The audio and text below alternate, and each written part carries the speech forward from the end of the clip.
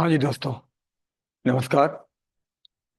हमारा जो टॉपिक चल रहा है, फिजिकल टाइम को फालतू का टाइम खराब ना करके अपनी क्लास को प्रॉपर क्रम में चलाते हैं।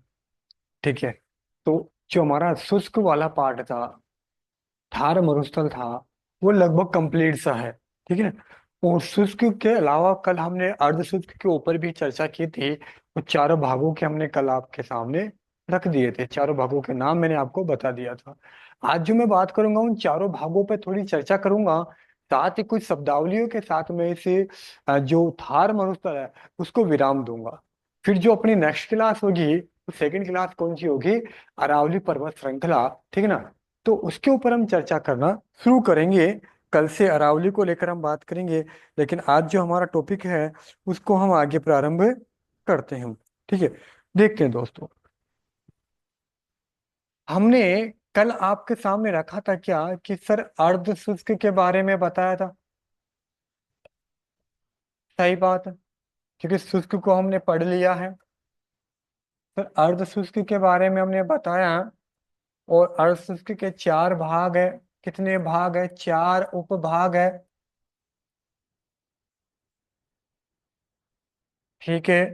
सर चार कौन कौन से थे? कल ही हमने बात की थी। घग्गर बेसिन। ठीक है, पहला। दूसरा कौन सा था सर? शेखावाटी क्षेत्र। ठीक है। तीसरी हमने बात की थी कौन सी? आपका नागौरी उच्च भूमि। और आपका चौथा जो था वो हमने बात की थी कौन सा? लूनी बेसिन। और जिसको एक नाम से और जानते हैं क्या? गोडवाड़ प्रदेश। ठीक है। कल हमने इन चारों के बारे में बात कर ली थी। कौन कौन से जिले आते हैं इनमें उनके ऊपर भी हमने चर्चा कर ली थी। ठीक है। अब इनके अंदर कुछ महत्वपूर्ण बातें हैं, उनको हम लेके आपके समकक्ष आए ताकि आपको कुछ और नई बातें पता चले। तो हम बात करें, पहले की बात कर लेते हैं। चार है आपके सामने। घग्गर है, शेखावटी है, नागौरी है और लूनी बहसीन है। तो शुरू करते हैं इनमें। आज जो हमारा पहला रहेगा इसका, वो कौन सा रहेगा आपका?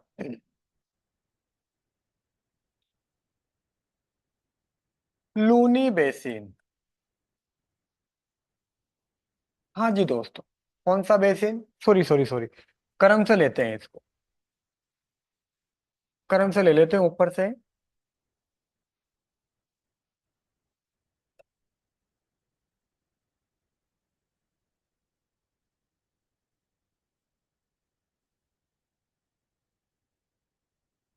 इतना छोटा क्यों हो रहा है भाई? ठीक है, इतना छोटा। ठीक है। हम बात करें किसकी? घग्गर क्षेत्र की। ठीक है सर। आपको याद होना चाहिए कि घग्गरें राजस्थान में कुछ इस तरीके से हैं। ये राजस्थान का उत्तरी भाग है। ठीक है। और आपको पता है जो घग्गर नदी है, जो आपकी घग्गर नदी है, कुछ इस तरीके से।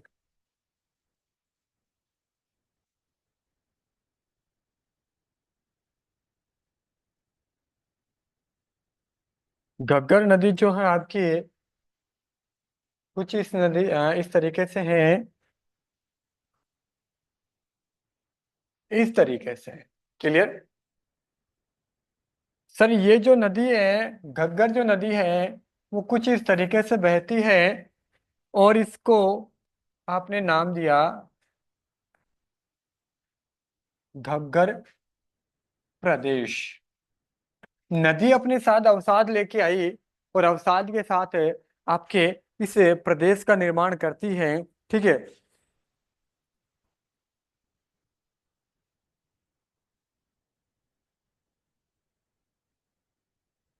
देखो, आपके दो जिलों में इसका विस्तार था। यहाँ तो ऊपर तो आपका कौन सा है? गंगानगर है, जो आपको पता ही है। श्री गंगानगर। और ये एक आपका क्या पड़ता है, यहाँ पड़ता है आपका हनुमानगढ़। क्लियर। इस तरीके से इसका विस्तार है, और यहाँ ये कौन से देश में जा रही है, आपके पाकिस्तान में जा रही है, जहाँ इसको हकरा कहते हैं। क्या कहते हैं, हकरा। जब नदी पढ़ेंगे तब बात करेंगे। तो इसके, जिसे बात करूं, ये जो क्षेत्र है वो क्यों महत्वपूर्ण है। देखो, यहाँ पर राजस्थान में एक समस्या उत्पन्न होती है, जिसका नाम है सेम समस्या। बहुत इंपॉर्टेंट है। क्या होती है सर, सेम समस्या। सेम समस्या बहुत ज्यादा उत्पन्न हो रही है। और सर सेम समस्या जो है कैसे है, आप देखेंगे, आपको याद हो तो, आपका जो राजस्थान है,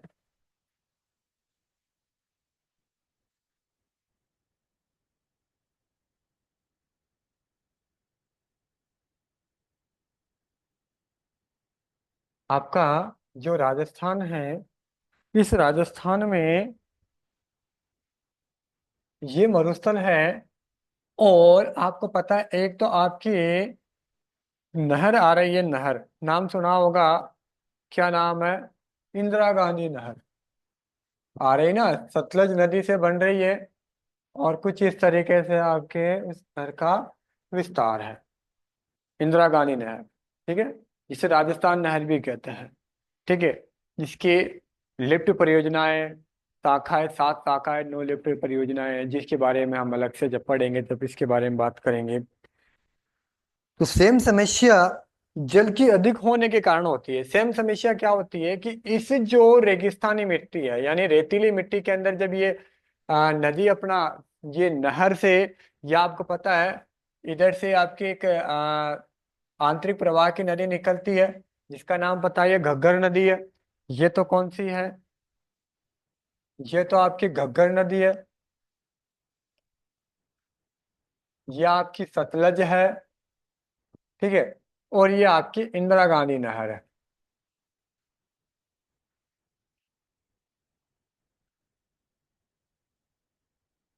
तो ये जो समस्या है वो बहुत ज्यादा पनपी है। और इसके लिए हम बात करें तो देखते हैं एक बार, क्या चीज,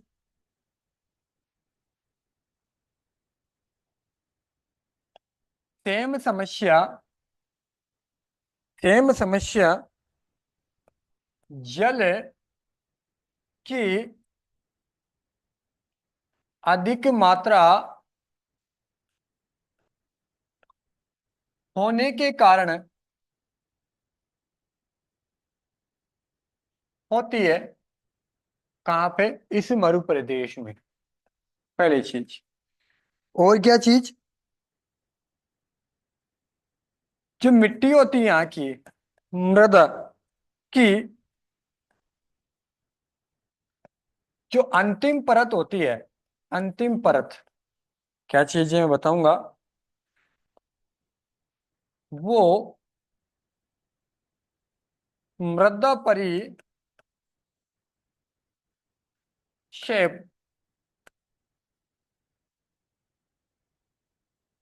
मृदा मृदा दिक्कत, मृदा परिच्छेदिका। ठीक है, मैं, क्या चीज है उसके बारे में बताऊंगा मैं।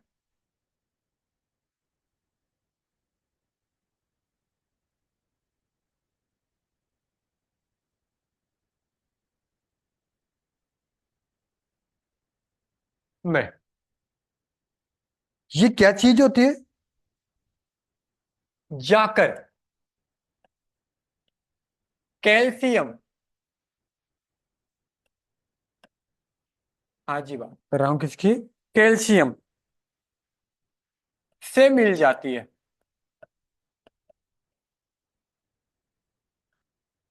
और क्या चीज है, यह दोनों मृदा के ऊपर आ जाती है जहां जल वाष्पित हो जाता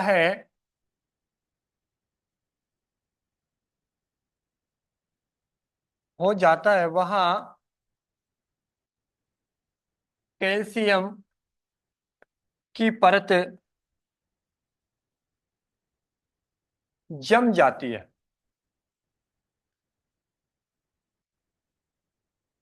जिसे सेम समस्या कहते हैं। देखो क्या चीज है। आपको पता है कि मरु मिट्टी के अंदर यानी रेगिस्तानी मिट्टी के अंदर नमक के अंश होते हैं बहुत ज्यादा। ठीक है। जैसे ही आपके नमक यानी मैं बात करूं कैल्शियम, जैसे जैसे ही नमक जमीन के अंदर रहता ही है, मिट्टी के कणों के अंदर, जैसे पानी का बहाव होता है, और पानी के बहाव के टाइम पे तो कुछ नहीं होता, लेकिन जैसे पानी जमीन यानी मिट्टी, रेतीली मिट्टी को सोखने शुरू कर जाती है तो ऊपर नमक दिखाई देने लगता है। जैसे कि मैं बात करूँ एक एग्जाम्पल के रूप में, आप मकान बनाते हैं और मकान बनाने के बाद में जब मकान का प्लस्तर होता है या मकान की दीवार खड़ी कर देते हैं, तो दीवार पे जब अपन पानी का छिड़काव करते हैं, तो उस छिड़काव के बाद में जब वो सूख जाती है, ईंट हो गई या प्लस्तर हो गया आपका दीवार का, तो देखना उसके ऊपर सफेद सफेद सा दिखाई देता है। तो वो जो सफेद सफेद जो है, वो क्या है, नमक है। जो नमक है, और नमक की मात्रा होने की वजह से आपकी जो मकान की जो वैल्यू है एक तरीके से है, वो कम हो जाती है, क्योंकि वो नमक जब उसके साथ चिपका रहता है, तो जब वो छूटता है तो उसके साथ वो जो आपके सीमेंट वगैरह जो भी आपने किया है उसको, उसकी जो गुणवत्ता है वो कम कर देता है। जैसे कि आप कहते हैं ना कि मनुष्य ज्यादा नमक खाता है तो कि आपकी जो बॉडी है, हड्डियां हैं, उनमें क्या हो जाती है, कमजोर हो जाती है आपकी हड्डियां, जो आपको सुनने को मिला होगा कि नमक कम खाया करो। ठीक है। कई समस्या होती है। तो सेम समस्या क्या है, नदी के बहाव, नदी या नहर के बहाव क्षेत्र में जब ये पानी सोख लेती है जमीन, उसके बाद में ये जब बाहर निकलती है, वो जो स्थिति होती है, वो थोड़ा ध्यान रखना कि जो मृदा है, मृदा के ऊपर जब जो मिट्टी होती है, दोनों यह दोनों मृदा के ऊपर आ जाती है, ठीक है ना, जहाँ जल वाष्पित यानी उड़ जाता है या कम हो जाता है, वहां कैल्शियम की परत बन जाती है और वो जम जाता है, जिसे हम क्या कहते हैं, सेम समस्या कहते हैं, जो कई बार एग्जाम में आ चुकी है। ठीक है। तो सर इसके लिए क्या, इस समस्या के दूर के लिए, तो मुझे एक चीज बताओ सर, इसका समाधान क्या हो सकता है। तो इस समस्या के समाधान के लिए, समाधान या मैं बोलूं निवारण, इसके निवारण के लिए क्या किया जाए कि यह समस्या कंट्रोल में आए। तो इसकी समस्या के निवारण के लिए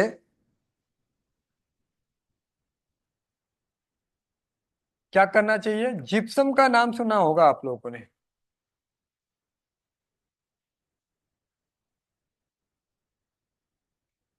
जिप्सम एवं rock phosphate, rock phosphate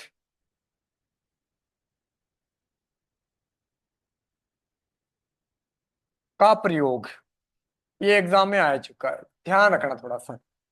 clear. और ये इसकी एक इंपॉर्टेंट बात है, नोट याद रख लेना, जो प्रश्न कई बार पूछ लिया गया है, क्या कि सेम समस्या सर्वाधिक किस जिले में होती है, एक तरीके से ध्यान रखना है। तो सेम समस्या सर्वाधिक कहाँ होती है सर, हनुमानगढ़ में। कहाँ होती है, हनुमानगढ़ में। और हनुमानगढ़ में एक गांव पड़ता है, उस गांव का नाम याद रखना है, बडोपल गांव या स्थान। ये गांव भी आपके एग्जाम में पूछ लिया गया है दोस्तों, तो थोड़ा सा आपको याद रखना है, ठीक है ना। इसके अलावा अगर आपसे पूछ रहे कि सर्वाधिक सेम समस्या से ग्रसित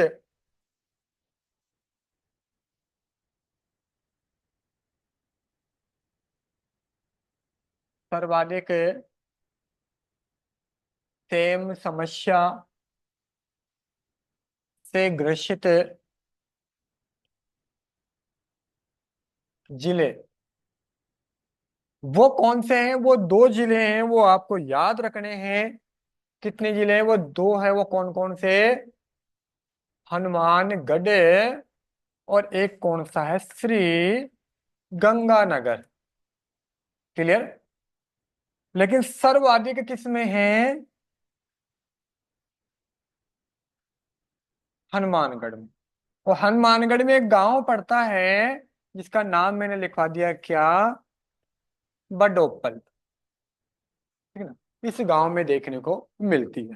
ठीक है।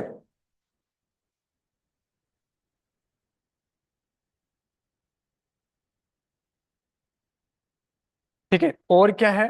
एक चीज और ध्यान रखना कि घग्गर बेसिन में, जहां पे घग्गर नदी बहती है, वहां अम्लीयता और क्षारीयता की समस्या बनी होती है। किसकी? घग्गर बेसिन में अम्लीयता एवं क्षारीयता।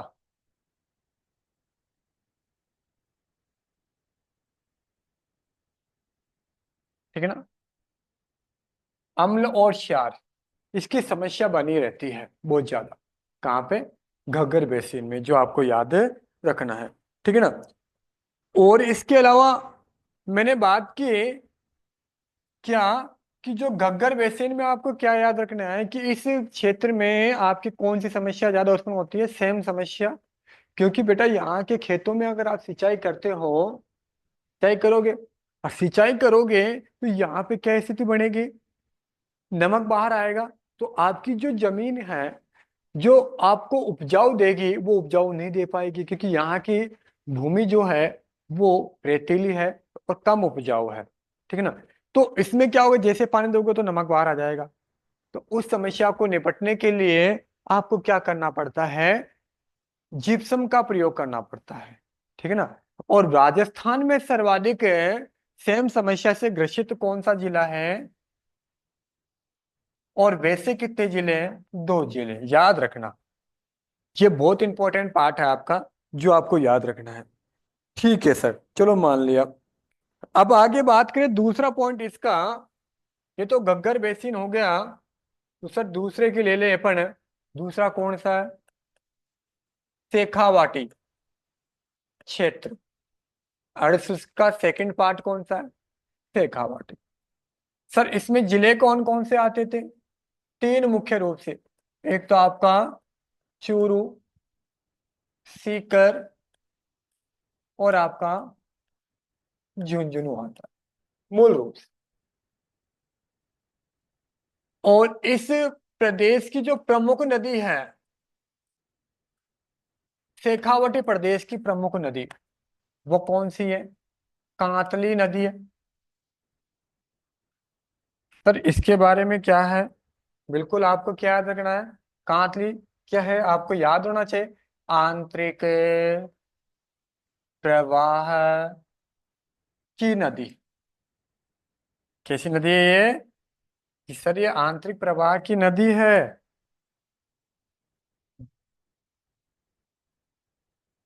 और पूर्णतः राजस्थान में बहने वाले आंतरिक प्रवाह की नदी। इसकी लंबाई कितनी बता रखी है आपको? 100 किलोमीटर। नदियां बात करूंगा तब बताऊंगा यहाँ पे। तो इस प्रदेश की सर प्रमुख जो नदी है वो ये है आपके। ठीक है ना। आगे मैं बात करूं, और क्या विशेषता है इसकी?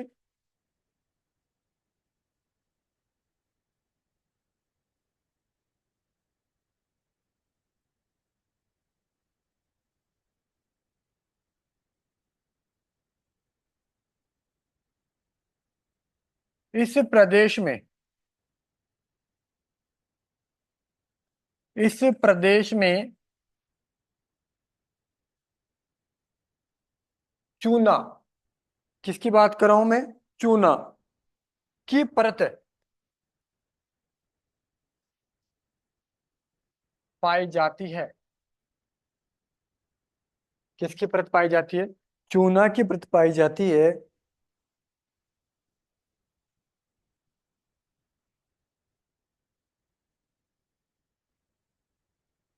आगे देखो, यहां का, अगर आपसे मैं बात करूं और क्या चीज है, इस प्रदेश का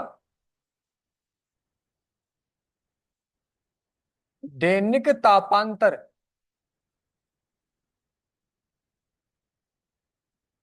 सर्वाधिक है। किस प्रदेश का, ये प्रश्न थोड़ा ध्यान रखना। दैनिक तापांतर सर्वाधिक है शेखावटी, जिसकी मैं बात कर रहा हूं। ठीक है, अगर मैं और बात करूं इसके बारे में क्या, कि जो आपका जैसे कि शेखावटी प्रदेश है, क्लियर, कौन सा प्रदेश, शेखावटी।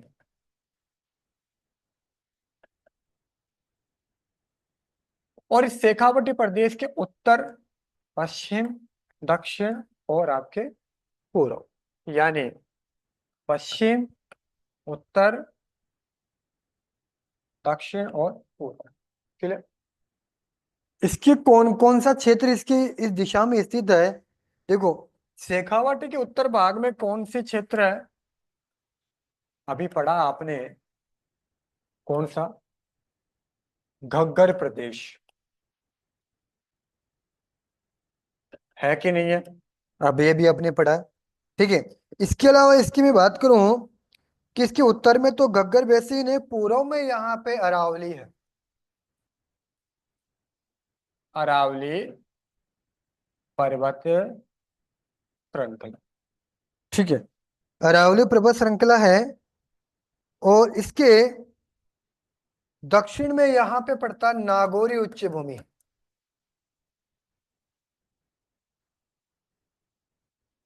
और इधर आपके पड़ता है क्या, शुष्क मरु प्रदेश। इस तरीके से शेखावटी की जो दिशाओं में, पश्चिम में शुष्क है, दक्षिण में नागौर उच्च भूमि है, पूर्व में अरावली पर्वत श्रृंखला है, ठीक है ना, और आपके उत्तर में घग्गर का मैदान है, जो आपको याद रखना है, क्लियर। चलो ठीक है, तीसरी हम बात कर ले इसकी, तीसरी हम बात करें कौन सी, तो नागौरी उच्च भूमि की बात कर लेते हैं, नागौरी उच्च भूमि, जो तीसरा पार्ट है इसका, इसका अर्ध शुष्क भौतिक प्रदेश का जो तीसरा पार्ट आपके सामने है। तो सर इसके बारे में क्या है, सर ये इसके बारे में मैं बात करूं, इसका जो विस्तार है, विस्तार, तो विस्तार में जो आपके आता है, जैसे कि नागौर,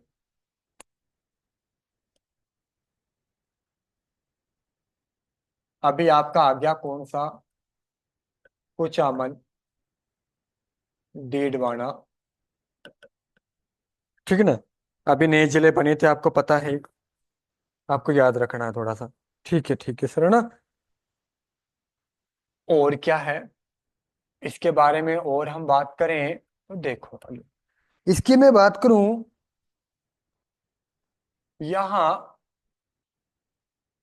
कुबड़ पट्टी, जिसको बोलते हैं बांका पट्टी, कुबड़ बोलो, बांका बोलो, ठीक है ना, या मैं इसको बोलूं क्लोरोसिस से, या मैं इसको बोलूं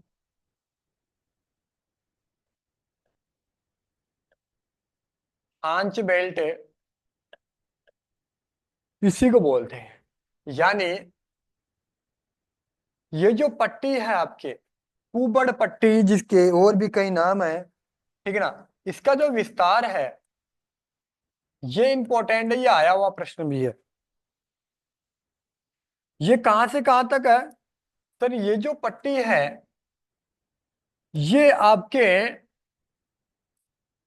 मेड़ता, मेड़ता जो पड़ता है, और इधर आपका पड़ता है पुष्कर। पुष्कर कहाँ पड़ता है? अजमेर में पड़ता है। कहाँ पड़ता है? अजमेर में पड़ता है। ठीक है। इसके अलावा मेड़ता कहाँ पड़ता है सर? नागौर। जो ये पट्टी है इसी को आप क्या बोलते हैं? कुबड़ पट्टी। क्या बोलते हो? कुबड़ पट्टी बोलते हैं। क्लियर? जो आपको याद रखनी इन दोनों के बीच में, देखो, एक व्यक्ति है इसके बारे में क्या कहता है, professor H S Sharma, professor H S Sharma के अनुसार यहाँ खारे पानी की झीलें हैं। सही है गलत है? बिल्कुल सही बात है। जो तेथीस सागर के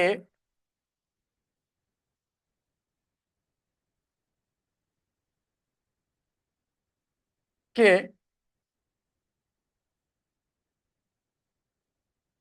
अवशेषों पर नहीं है, क्योंकि सागर का जल, सागर का जल या सागर के जल में, सागर के जल में मैग्नीशियम,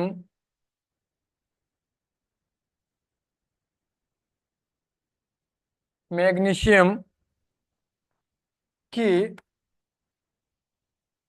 अधिकता होती है। किसकी अधिकता होती है? मैग्नीशियम की अधिकता होती है। ये कौन कर रहा है? आपके प्रोफेसर एच एस शर्मा कहते हैं कि खारे पानी की जो झीलें यहाँ पे हैं, कहाँ पे? नागौर में, नागौर इचिबू में, ये 33 सागर के अवशेषों पे नहीं है, क्योंकि सागर के जो जल में मैग्नीशियम की जो अधिकता होती है, किसकी अधिकता होती है? मैग्नीशियम की अधिकता होती है, और इन झीलों में इसकी कमी है। जो नागौर की झीलें हैं, क्योंकि नागौर में सर्वाधिक नागौरी उच्च भूमि में खारे पानी की झीलें जो दिखाई देती है, इनमें इसकी क्या होती है? मैग्नीशियम की कमी है। इसका मतलब आप ये नहीं कह सकते कि ये इसके अवशेषों पे बनी है। ये कौन कहता है? एच एस, आपकी जो professor H S Sharma ji है वो इसके बारे में स्पष्ट करते हैं। ठीक है। दूसरी वो एक चीज और बात है आपके सामने कि ये क्षेत्र नागौरी उच्च भूमि वाला क्षेत्र, यह क्षेत्र समुद्र तल से 200 से 500 मीटर ऊंचाई पर है। और मैंने आपको जब मरुस्थल के बारे में बताया था, मरुस्थल की औसतन ऊंचाई 200 से 300 मीटर, 200 से 300 बताई थी मैंने, मरुस्थल की बताई थी, मरुस्थल की, मरु प्रदेश की। और मरु प्रदेश में जो शुष्क वाले अर्ध शुष्क वाले भाग में जो नागौरी उच्च भूमि है, वो लगभग आपके 200 से 500 मीटर अधिक ऊंचा है ये। किससे? समुद्र से। तो दोनों में डिफरेंट आएगा, ऊंचाई है थोड़ी सी उसकी तुलना में, शुष्क वाले भाग की तुलना में या मरुस्थल वाले भाग की जो औसतन ऊंचाई है वो 200 मीटर से 300 मीटर है। जिसमें जो ऊंचाई वाला बड़ा भाग है वो कौन सा है? नागौरी उच्च भूमि है, जिसकी औसत ऊंचाई कितनी है? 200 से 500 मीटर है, जो आपको याद रखनी है।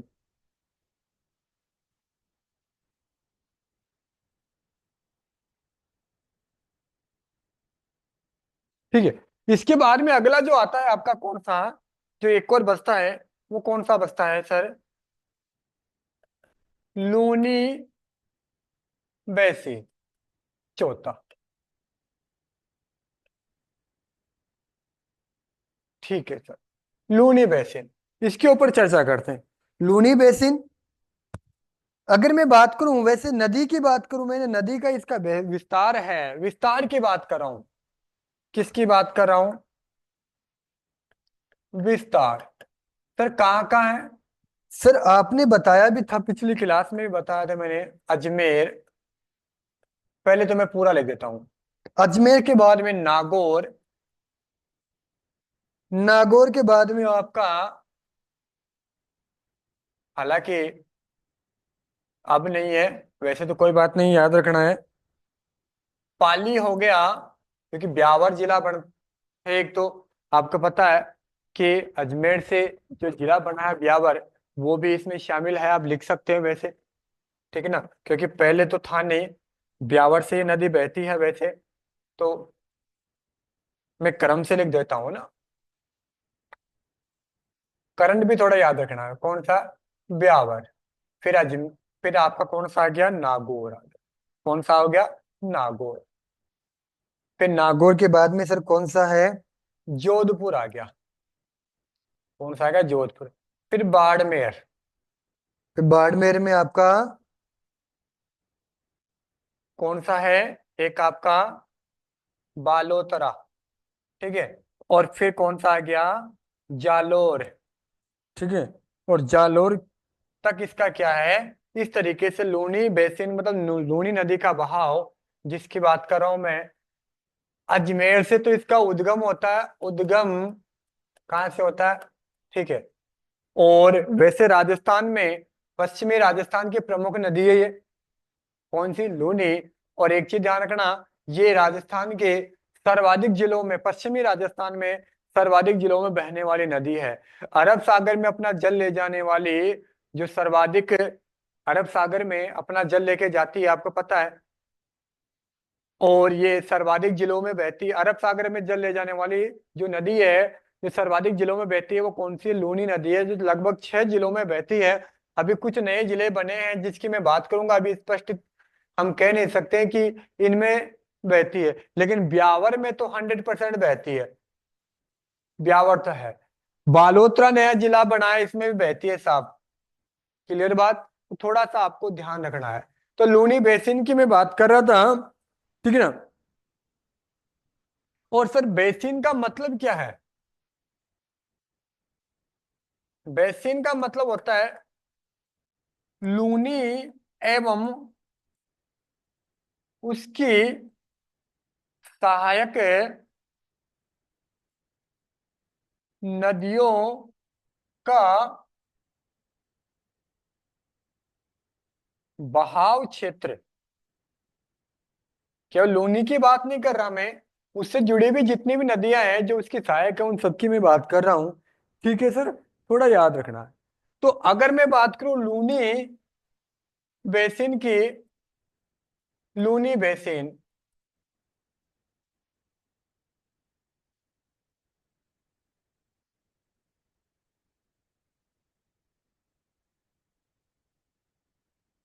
पर इसके उत्तर में, चारों दिशाओं में इसके कौन कौन सा क्षेत्र पड़ता है वो आपको याद रखना है, क्योंकि एग्जाम में पूछ लेता है।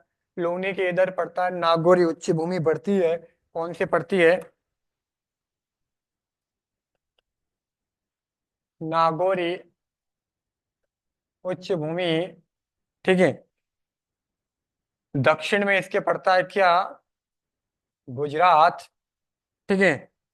पूर्व में पड़ता है अरावली पर्वत श्रृंखला, यानी अरावली। और इसके पश्चिम में पड़ता है शुष्क प्रदेश, या शुष्क मरुस्थल जिसे हम बोलते हैं। तो इस तरीके से आपके लूनी बेसिन का क्या है दोस्तों? बहाव पड़ता है। ठीक है ना।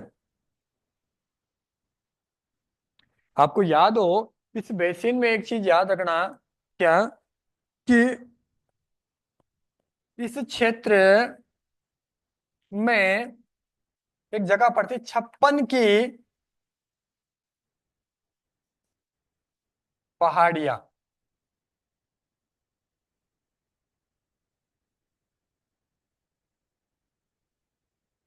56 की पहाड़ियां जो कहां से, बालोतरा, अभी वर्तमान नया जिला की बात करा, में स्थित है।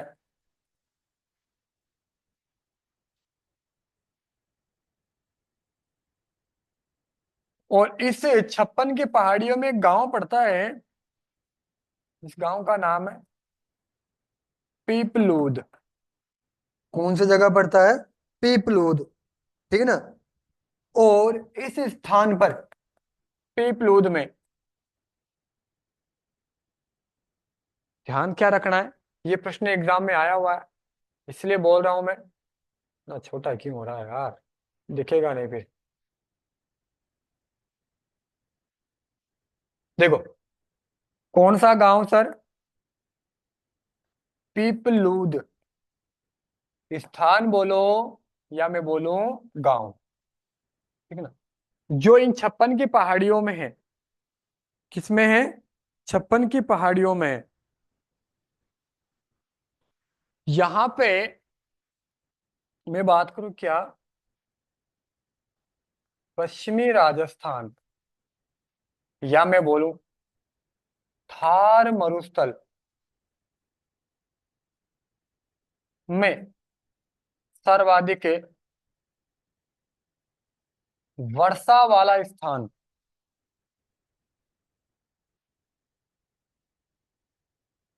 कौन सा स्थान सर्वाधिक वर्षा वाला स्थान है पश्चिम में, जो आपको याद रखना है। ठीक है ना। और इस कारण किसे, इस कारण इससे, यानी 56 के पहाड़ियों में जो स्थित है ये, इससे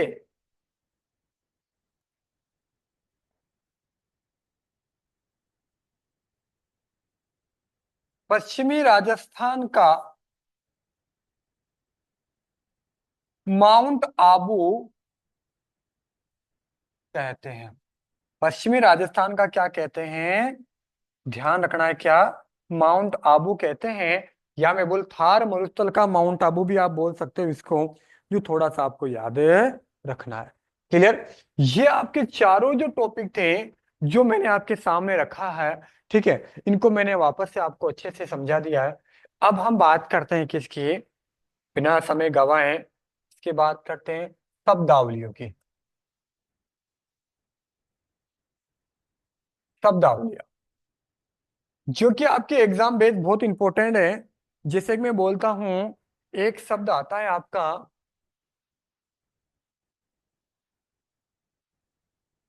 क्या सर? वो आता है रेगिस्तान मार्च। रेगिस्तान मार्च। सर ये किससे कहते हैं, क्या है रेगिस्तान मार्च? जो रेगिस्तान है, यानी रेत है, रेगिस्तान का धीरे धीरे खिसकना। रेगिस्तान मार्च मतलब क्या होता है, रेगिस्तान धीरे धीरे क्या होता है, खिसकता है। और इसी क्रिया को हम क्या कहते हैं, रेगिस्तानी मार्च कहते हैं। क्या कहते हैं? रेगिस्तान मार्च कहते हैं। ठीक है। तो रेगिस्तान मार्च आप किसे कहोगे सर? रेगिस्तान धीरे धीरे खिसकने की जो क्रिया होती है उसे रेगिस्तान मार्च कहते हैं। और ये सर्वाधिक जो होता है, ये प्रश्न आया हुआ है, थोड़ा ध्यान रखना। ये जो सर्वाधिक है, ये आपके जैसलमेर में है। कहाँ है सर? जैसलमेर में। जैसलमेर में भी कौन सा? समगांव। और समगांव कहाँ पड़ता है? आपके अंतिम बॉर्डर पे यहां पड़ता है क्या, समय गांव। ठीक है। और सम गांव के लिए कल मैंने बताया भी था क्या, वनस्पति रहित क्षेत्र राजस्थान का। ठीक है। और ये बॉर्डर पर भी है। ये चीज आपको याद रखनी है। ठीक है ना। जो आपको इंपॉर्टेंट भी है। ठीक है ना, इसी के पास में पड़ता है। आगे मैं बात करूं, और कहा, जैसलमेर एक गांव पड़ता है नाचना गांव। कौन सा गांव? नाचना गांव। और नाचना गांव भी इसके लिए प्रसिद्ध है, किसके लिए? रेगिस्तानी मार्च के लिए। किसके लिए? रेगिस्तानी मार्च के लिए। ठीक है ना। और यहाँ पे नाचना गांव में क्या है? नाचना ऊंट प्रसिद्ध है, आपको याद होगा। कौन से ऊंट? नाचना ऊंट, जो मैंने आपको पिछली क्लास में बता दिया था। क्लियर। आगे मैं बात करूं कि ये समगांवर यहाँ पड़ता है क्या? नाचना गांव जो जैसलमेर में, दोनों ही पड़ते हैं जो आपको याद रखने हैं। ठीक है। आगे मैं बात करूं किसकी? ये तो आपके क्या हो गए, रेगिस्तान मार्च। अगर आपके सामने एक प्रश्न रखूं मैं कि राजस्थान में सभी प्रकार के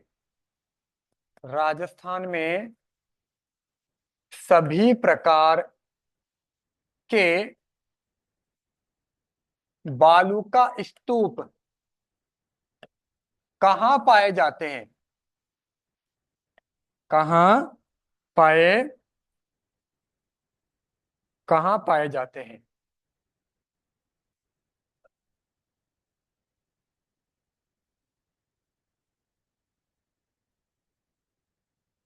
हाँ जी। राजस्थान में सभी प्रकार के बालू का स्तूप कहाँ पाए जाते हैं, तो आपको बताना क्या आंसर है? जोधपुर। एक चीज ये ध्यान रखना है सर। और क्या बात है? ठीक है ना। इसके अलावा अगर मैं बात करूं, एक पड़ता है आपके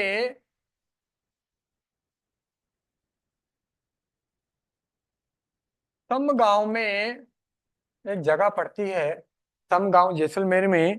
ठीक है। जो एक जगह, एक गांव पड़ता है चांदन नलकूप। ठीक है ना। चांदन गांव बोलो या मैं तहसील बोलूं, जो आपके पाकिस्तान से सटी हुई है। ठीक है। चांदन नलकूप है, जहां पे क्या मिले हैं सर?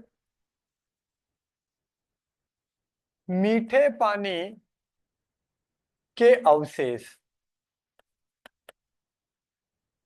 पश्चिमी राजस्थान का एकमात्र ऐसा स्थान, ऐसी जगह जहां पे मीठे पानी के अवशेष मिले हैं। इस कारण इसे थार का घड़ा कहते हैं। क्या कहते हैं? थार का घड़ा कहते हैं। चांदल नलकूप कौन से जिले में पड़ता है ये? आपको पता है ये कौन सा? जैसलमेर। क्लियर। आगे बात करते हैं। इसके अलावा और क्या बात करें? एक यहां पे आता है पीवना सांप। पीवना सांप जो कहाँ पाया जाता है? पश्चिमी राजस्थान में पाया जाता है। कहाँ पाया जाता है? पश्चिमी राजस्थान में, यानी थार मरुस्थल में पाया जाता है। क्लियर। इसके अलावा और क्या है? इसके अलावा और भी कई ऐसी चीजें, नकली स्थान मैंने आपको कल बता ही दिया। और देखो, एक आता है खड़ीन। कौन सा शब्द आता है? खड़ीन। ये प्रश्न में पूछा गया है सर। खड़ीन क्या होता है?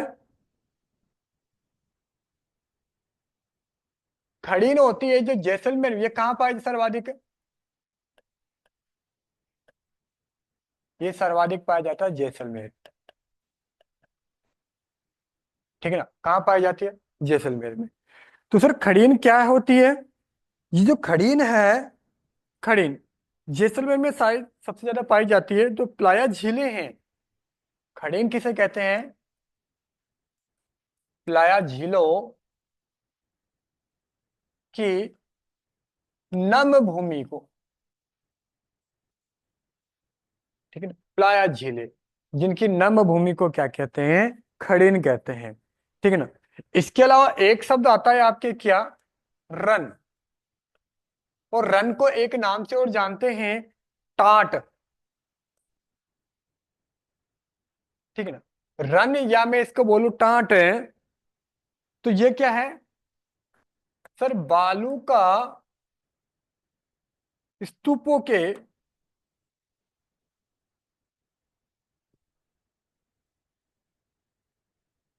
स्तूपों के मध्य बालू का स्तूपों के मध्य जो अस्थाई झीलें होती है, अस्थाई झीलें, कौन सी झील है? अस्थाई झीलें, ठीक है ना, वो। और ये रन कहाँ पाए जाते हैं? प्रमुख रन, एग्जाम में आए हुए हैं, बहुत इंपॉर्टेंट है बात, ये याद रखना। क्या? सर प्रमुख रन, जैसे कि मैं बोलूं, क्योंकि ये प्रश्न आपके आया हुआ है, प्रमुख रन में बोलूं, जैसे कि कन्नौड़ है,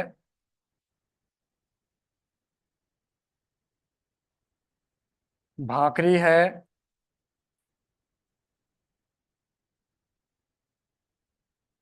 ठीक है ना, कन्नौड़ है, भाकरी है, इसके अलावा आपके बरमसर है, बरमसर, ठीक है ना, ये रनों के नाम है। इसके अलावा आपके क्या है?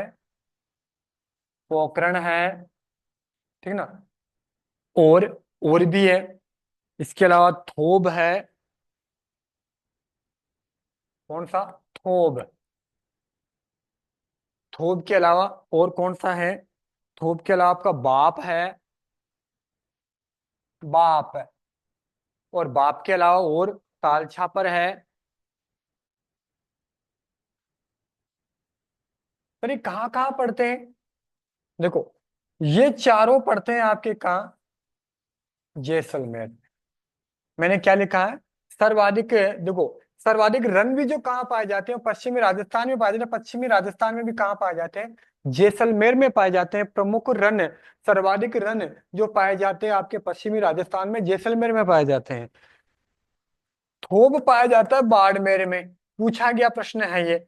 बाप पाया गया जोधपुर में, ठीक है ना, और ताल छापर आपके कहाँ? चूरू में पाया जाता है। ये प्रमुख रन है जो एग्जाम में कई बार पूछ लिया गया है, कई बार नहीं, कई बार पूछ लिया गया है। इसके अलावा और भी ऐसे कई हैं जिसके बारे में मैं आपको, इतना समय नहीं है कि मैं बताऊं, जैसे कि मैं बात करूं वैसे बोल दूं। एक तो आता है आपका क्या? नाड़ी, जो पश्चिमी राजस्थान में जो के गांव होते हैं, पश्चिमी राजस्थान के गांव, तो सिंचित करने के लिए छोटे छोटे क्या बनाते हैं? पोखर बनाते हैं। पोखर मतलब छोटे छोटे खड्डे बनाते हैं, जिनको ये नाड़ी कहते हैं। इसके अलावा टोबा, ये जो आपकी नाड़ी होती है उससे थोड़ा गहरा होता है, इससे थोड़ा गहरा होता है। ये भी पश्चिमी राजस्थान में ही देखने को मिलता है, थार मरुस्थल में। इसके अलावा बावड़ियां, जो आपने सुनी होगी, राजस्थान में बावड़ियां जल को, जो भूमिगत जल है उसको इकट्ठा करने के लिए बनाई गई है, जो बहुत सारी है। जैसे कि बावड़ियों की नगरी है, बावड़ियों का शहर है, बूंदी को कहते हैं, आपको याद भी होगा, ठीक है ना। इसके अलावा आपका टाका, टाका या कुंड, कुंड देखे होंगे जिसे हम टाका भी कहते हैं, जहाँ पानी को एकत्रित करने के लिए एक व्यवस्था की जाती थी, ठीक है ना। कुई, कुई भी बहुत सा 10 से 15 मीटर गहरी होती है, 10 से 15 मीटर गहरी होती थी ये, ठीक है ना, जिनको हम कुइयां कहते हैं, कुई कहते हैं, कुई, जो आपके बीकानेर जैसलमेर में अधिक प्रचलित है। कुइयां सर्वाधिक कहाँ पाई जाती है? जैसलमेर हो गया, बीकानेर हो गया, इनमें देखने को मिलती है, ठीक है ना। ऐसे कई शब्दावलियां हैं जिनके बारे में हम बात नहीं कर सकते, क्योंकि इसके लिए प्रॉपर जो आपकी ऑफलाइन क्लास होती है उसमें ही मैं आपको बता सकता हूँ। बहुत सारा अथाक है, लेकिन आपके सफिशियंट है, आपके चतुर्थ श्रेणी के लिए बाहर नहीं जाएगा। क्लियर? आज आपका जो थार मरुस्थल है वो कंप्लीट हो चुका है। थार मरुस्थल को लेकर हमने अध्ययन कर लिया। कल हम बात करेंगे नए टॉपिक के साथ, जिसका नाम है अरावली पर्वत श्रृंखला। तो कल बात करेंगे। किसी किसी प्रकार का कोई डाउट हो तो पूछ लो, और कोई भी इश्यू है तो आप मेरे से पर्सनली मिल सकते हो और बात कर लेंगे। क्लियर? तो मिलते हैं अगली क्लास में। थैंक यू, धन्यवाद।